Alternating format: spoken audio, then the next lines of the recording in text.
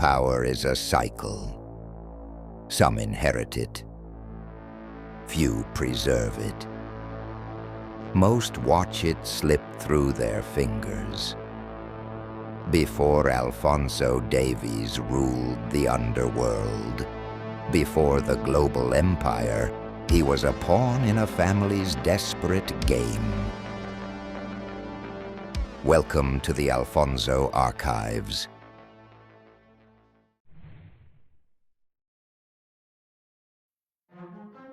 In the darkest decades of the 20th century, when the old powers fell and the new world was wild, fractured, desperate, one man did what no others could. He built not just an empire, but an order. His name was Salvador, but history would remember him by legend alone, El Salvador. He began as a broker, a mere negotiator between desperate men. While others sought power, he sought peace at a price. In an era when crime families devoured each other, Salvador united them, Italians, Mexicans, Americans, smugglers, traffickers, gun runners. He forged treaties where none could, held ceasefires where none dared. His word became law, not through brute force alone, but by making others richer, safer, or simply alive. He lost men, brothers, friends, but each loss strengthened the code he lived by: honor the fallen, reward loyalty, ruthlessly punish betrayal. He did not seek power, but fate finds those who do not seek it. In time, he settled in Calabria, far from the wars he once brokered, a city of old stone and salt air. There, with his only love, a woman whose name history has forgotten, he raised 3 sons, 3 heirs, each destined to carry pieces of his fractured world. Vespucci, the eldest, quiet, strategic, he stayed in Italy, calculating, patient, the guardian of the old ways. Javier, the middle son, the mastermind, a risk-taker, ruthless in business, cunning in war, the builder of Mexico's human empire. Iannucci, the youngest, a rebellious, reckless, defiant, yet the son El Salvador secretly favored, perhaps because he saw in him the fire that once burned in himself. Each son was promised a kingdom.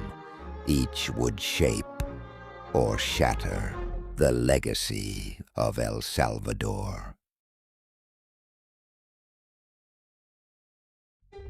Vespucci, the eldest, from childhood, he carried the weight of expectation. He was the boy at his father's side during Salvador's final years in full-time business. He watched the rise and the violence. Friends, family, even strangers would whisper the same burden into his ears. Live up to your father's shadow. But Salvador never wanted this. El Salvador hoped his eldest would break the cycle, choose another path. Yet the world had other plans. The boy who once sought peace became a man who embraced the trade that destroyed so many: drugs. Patient, calculated, unyielding, Vespucci became the silent architect of Italy's modern drug empire. Javier, the middle son, the child no one watched closely enough. While Salvador and his wife raised Vespucci with guidance and Iannucci with protection, Javier was left to his own designs. He craved attention, but where there was none, he built something else: ambition. By 11, while most boys played, Javier plotted. He mapped out an empire, one he would carve for himself. Using his father's connections, Javier crossed the sea to Mexico. He did not stumble into the cartel life. He sought it. While others trafficked drugs, Javier looked elsewhere. A darker, more profitable trade. Human trafficking. High reward, low risk, In a world where authorities barely convicted the victimizers and demand only grew, Javier saw opportunity where others saw risk. He became the architect of a shadow empire, moving flesh instead of product. Cunning, bold, ruthless, Javier was no longer the middle child. Iannucci, the youngest, the protected child, the one Salvador shielded from the world's darkness. He grew reckless, defiant, untouchable. He wielded his father's name like a shield, escaping punishments, using influence to bend others. His youth was a parade of indulgence and unchecked power, but indulgence breeds rebellion, and rebellion breeds exile. Banished, stripped of his inheritance, Iannucci was cast into a world where his name meant nothing. For the first time, he faced life's hardest lesson. Without power, you are prey. In time, he built something no inheritance could buy. Wisdom. What was meant as punishment became the crucible that forged the man he would become.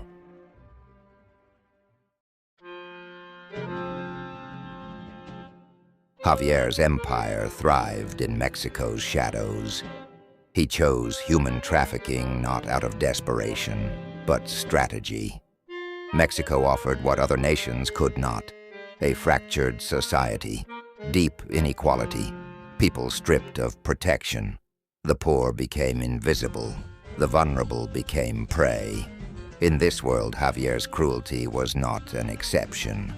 It was a business model. He was not a cartel boss, not at first, but he was Salvador's son, and that was enough. The cartel allowed him to operate, not as a partner, but as a tolerated rival. A portion of his profits flowed into their accounts. It was respect, an unspoken tribute to El Salvador. No one dared move against Salvador's blood. For years, the Javiers ruled without question. But time is an enemy no man can outwit. News spread. El Salvador was presumed dead. The man who had once held the underworld in balance was gone. The respect once paid to his family became an overdue debt. The cartel no longer saw an untouchable prince. They saw a rival, a liability. Javier was cruel, untrustworthy, cunning. But even the cunning can be outnumbered. Protection costs soared, legal risks multiplied, rivals closed in like vultures. His sons plotted behind his back, his allies evaporated, and when the final blow came, it was silent. The cartel revoked his protection. His operations were shut down, not with bullets, but with absence. Javier was left with two things: a distasteful lesson that he had not built his empire by merit alone. He had built it standing on his father's name. And now, with that name no longer shielding him, his empire stalled, broken. Power is a cycle. For the Javiers, the cycle had ended. Desperation breeds dangerous ideas. For Javier, the collapse of his empire was not just a financial ruin. It was a personal defeat. Losing wealth was survivable. But losing the war to decide who was El Salvador's true successor, that was a humiliation his ego could not swallow. Foreign affairs were fractured. His once powerful contacts, politicians, businessmen, foreign enforcers, had distanced themselves. The Iannuccis held the advantage. Most of the men in the global mob now stood behind them. They controlled trade routes, enforced order, and commanded loyalty where Javier only inspired fear. Javier understood that open war was suicide. His family lacked the manpower. His alliances were shattered. A direct assault would end the Javiers forever. But sabotage? That remained within reach. His rivals had become complacent, confident, victorious, and that, Javier believed, was their weakness. He proposed a long-term plan, one that would take years to bear fruit. Send the family's young boys into the Iannucci household. Officially, they would work, serve, clean, carry out menial tasks. Quietly, they would gather information, sow discord, manipulate from within. They would become the cancer that would rot the Iannuccis from the inside. The plan was not just a tactic. It was Javier's last grasp at relevance, a way to ensure that even in defeat, the Javier name would cast a long, lingering shadow. Throughout history, desperate men have used the innocent as pawns. From the courts of ancient Rome, where emperors turned sons against fathers, to the Cold War, when intelligence agencies recruited the young, molding them into saboteurs. Javier was not the first to see children as weapons, and he would not be the last. He had no army left, no foreign influence, no allies. But he still had one thing: the will to play a long game. But not all agreed. In a family that glorified power, where men measured worth in wealth and fear, one man stood apart. Javier's cousin, John Javier, known to all simply as JJ. From youth, JJ's nature set him apart. He was not a man of schemes or ambition. He was wise beyond his years, optimistic where others were bitter. The elders respected his counsel. The women trusted him with their worries, and the children adored him. While others chased power, JJ became the heart of the family. Now that heart was breaking. The plan Javier proposed was more than reckless. It was a betrayal, turning the family's sons into spies, weapons, pawns. JJ knew the cost, not just to the boys, but to the soul of the family itself. What will you tell the mothers when they learn their sons are being sent away? When they ask why, what should I say, Javier? JJ pleaded. He argued.